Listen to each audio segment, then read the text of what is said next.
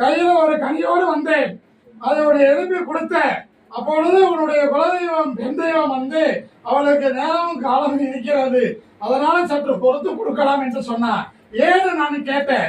அவளுக்கு இந்த மாதத்துல கொடுத்தால பிரதளித்து அவளுக்கு சித்தரையில் வீட்டிற்கும் இவனால் சென்று கஷ்டத்தில இருந்து பிறக்கிற பிள்ளை சித்தரையில பிறந்தது என்ற குறை ஒன்று இருக்க வேண்டாம், நீ கொடுத்த பிள்ளைக்கு நிறைவாக இருக்கணும், அதைத்தான் அவளும் ஆசைப்படுகிறாள் என்று என்னிடம் சொன்னாள்.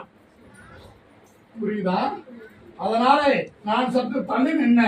இந்த மாதம் முடியட்டும், அடுத்த மாதத்துல இருந்து மடியிலே கணத்தை தருகிறேன்.